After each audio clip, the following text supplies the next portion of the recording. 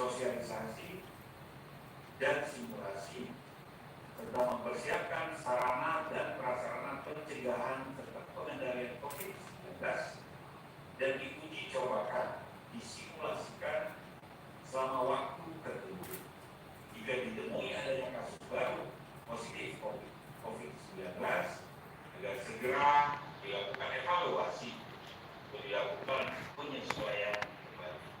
Yang keempat, Ibu sekalian, melaksanakan tes COVID-19 yang masif bagi masyarakat, tracing yang agresif, isolasi yang ketat, serta treatment atau perlakuan oleh masyarakat untuk harus menghindari kerumunan.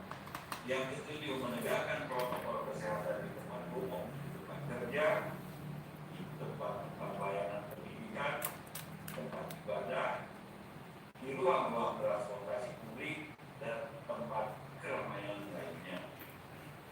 Yang terakhir, yang kedelapan, monitoring dan evaluasi pelaksanaan tatanan baru masyarakat produktif dan aman COVID-19 bersama dengan ortokoordinator. Pemerintahnya saat ini sedang menyusun panduan tatanan baru masyarakat produktif dan aman COVID-19, dan draft atau ulangnya konsepnya sudah dikirimkan kepada para pihak untuk menjadi pedoman kita bersama dalam menjalankan aktivitas di tengah pandemi COVID-19 yang belum berakhir. Bapak Ibu sekalian, sebelum saya tutup, saya ingin menegaskan kembali bahwa new normal atau normal baru adalah sebuah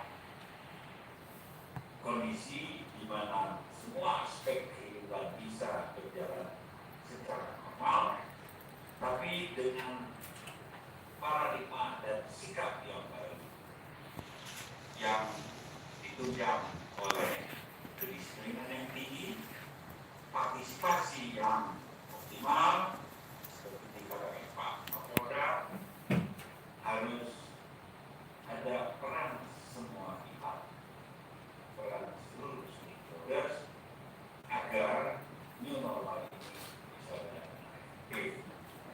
Jadi yang berbahagia, Bapak Ibu sekalian, para pemaju yang saya hormati, demikian beberapa hal yang dapat saya sampaikan. Semoga berbagai upaya kita untuk melindungi masyarakat Aceh COVID-19 dari Allah Subhanahu wa Ta'ala.